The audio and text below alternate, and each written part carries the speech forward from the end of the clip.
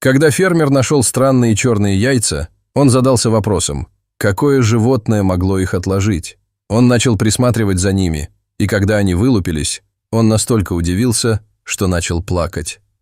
Фермер Джон всегда мечтал об успешном бизнесе. Его ферма, расположенная в Аризоне, принадлежала его семье много поколений. Однако в последние годы дела шли плохо. Некогда процветающая ферма теперь едва сводила концы с концами. Растущие цены на продукты питания, усиление конкуренции и снижение спроса на его традиционные коричневые и белые яйца сказывались на его доходах. Поэтому, когда он неожиданно наткнулся на дюжину черных яиц, разбросанных по ферме, он был настолько удивлен, что около 10 минут стоял в недоумении. Он никогда не видел и даже не слышал о таких яйцах. Ни одна из его кур никогда не несла чего-то подобного. Джон на мгновение задумался, не змеиные ли это яйца, и осторожно огляделся в поисках змей среди высокой травы. Однако казалось, что существо, отложившее эти яйца, ушло. Фермер не знал, что и думать. С одной стороны, эти странные яйца могли означать пугающих существ, с которыми ему придется бороться, чтобы выгнать их из своего дома. Но с другой стороны, они могли стать тем, что спасет его ферму от разорения. Люди, возможно, захотят платить больше за такие яйца, чтобы добавить немного веселья на свой стол. Он мог бы разбогатеть, только если кто-нибудь другой не опередит его и заберет эти яйца. Джон не был вором, но эти яйца оказались на его собственности, и он был слишком любопытен, чтобы оставить их на виду. Пробормотав извинения неизвестному существу, отложившему эти яйца, он принялся грузить их в свой грузовик. Он поместил их в инкубатор на ферме и стал ждать, когда они вылупятся и раскроют свою тайну. В следующие дни Джон внимательно следил за яйцами и с точностью регулировал температуру и влажность. Каждое утро он проверял их, и его сердце радовалось при виде гладких черных скорлупок, оставшихся целыми. Он осмеливался мечтать о странных существах, которые вот-вот появятся из них. Будут ли они полностью черными? В тихие моменты Джон представлял себе бурный интерес, который могут вызвать эти редкие яйца. Он воображал, как покупатели толпами будут стекаться на его ферму, стремясь заплатить хорошие деньги, чтобы увидеть совершенно черных цыплят. Но, несмотря на волнение, Джон оставался осторожным.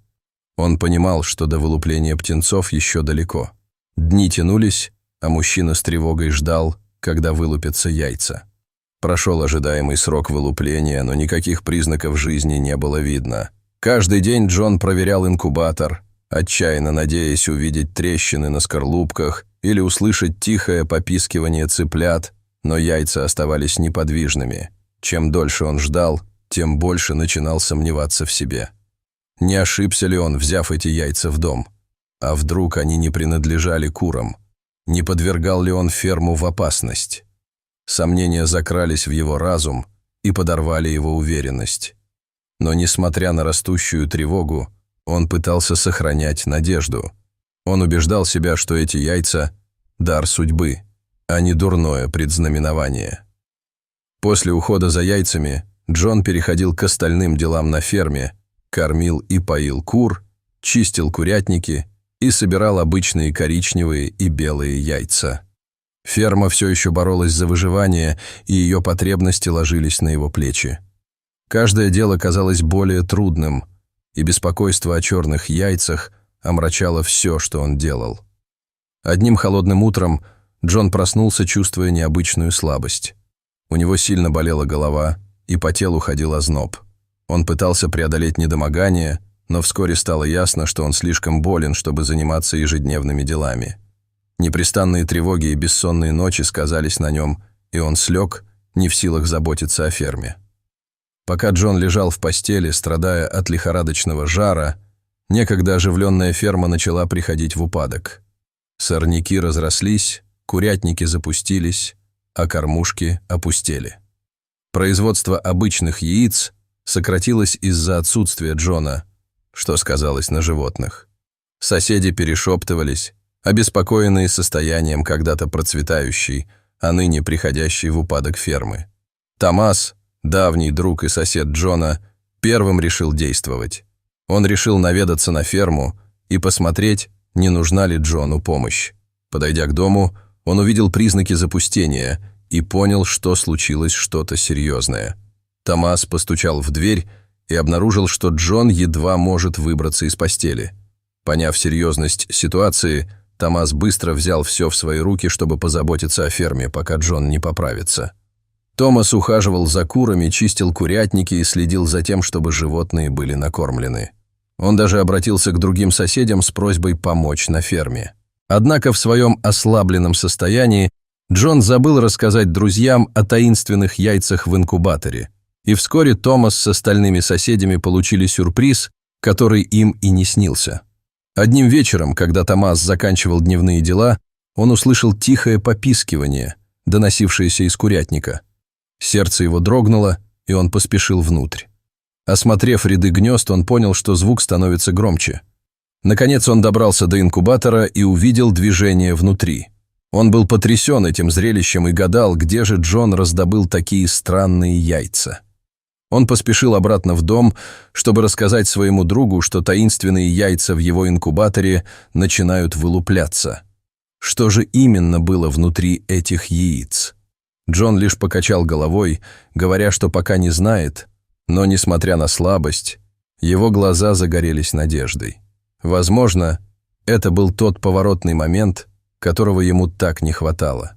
По мере выздоровления он рассказал Томасу все о странных черных яйцах, от их обнаружения до бессонных ночей, проведенных в тревоге, что они могут означать гибель его фермы. Он был рад, что теперь, когда яйца наконец вылупляются, рядом есть друзья. Если из них вылупится что-то плохое, они помогут ему от этого избавиться. Но если появится нечто особенное, то они разделят с ним радость. Через 2 дня Джон достаточно окреп, чтобы вставать с постели. Он и Томас склонились над инкубатором. Оба мужчины выдохнули, с облегчением поняв, что существа внутри яиц действительно птицы. Но они сильно удивились, когда разглядели цыплят. Каждый цыпленок был чудом, с гладкими черными перышками и ярким, любопытным взглядом. Томас быстро достал телефон и стал искать ответы в интернете. «Это были цыплята Аям Цемани», — наконец произнес он взволнованным голосом. Джон повернулся к нему с озадаченным видом. Он понятия не имел, что это за цыплята.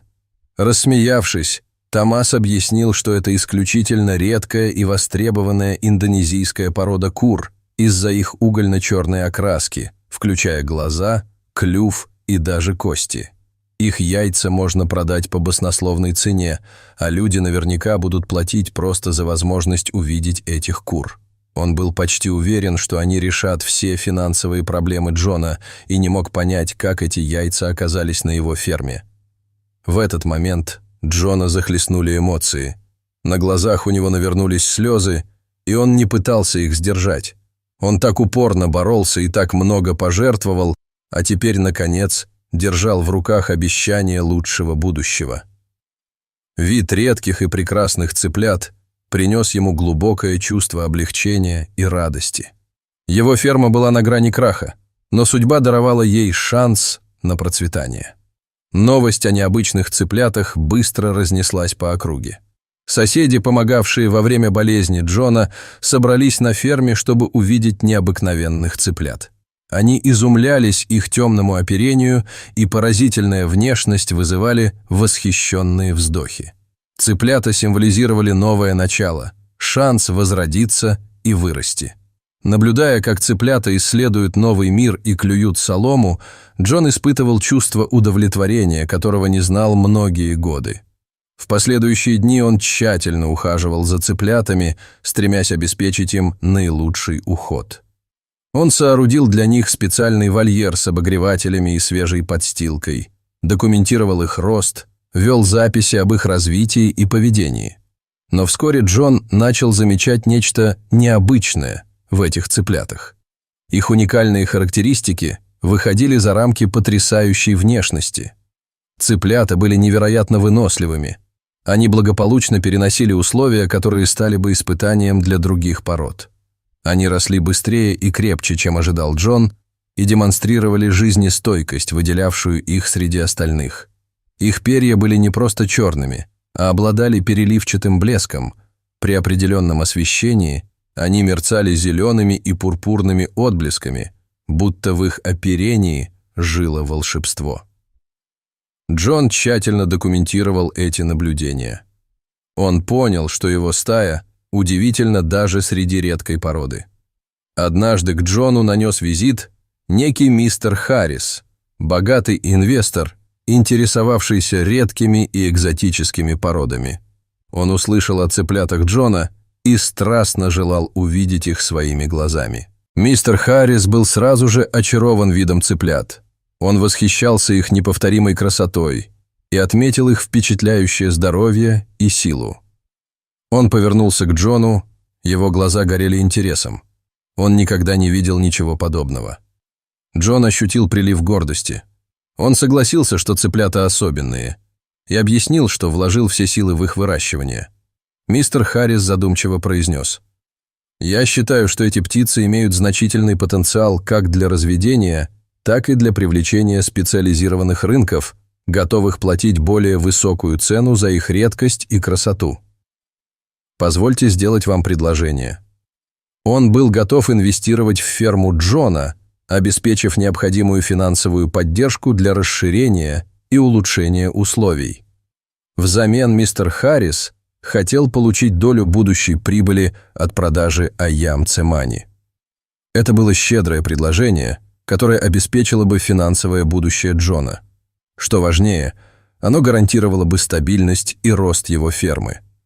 Джон внимательно выслушал и обдумал предложение.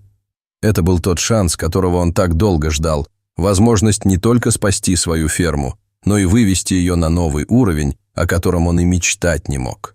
Крепким рукопожатием Джон принял предложение. Огромный груз свалился с его плеч. Вопреки всем препятствиям, он не только спас свою ферму, но и превратил ее в сияющий пример надежды и процветания. Дорогие зрители, а вы когда-нибудь видели Аям Цемани? Расскажите, пожалуйста, в комментариях. А если вам понравилось это видео, то ставьте лайк и подписывайтесь на наш канал. До свидания.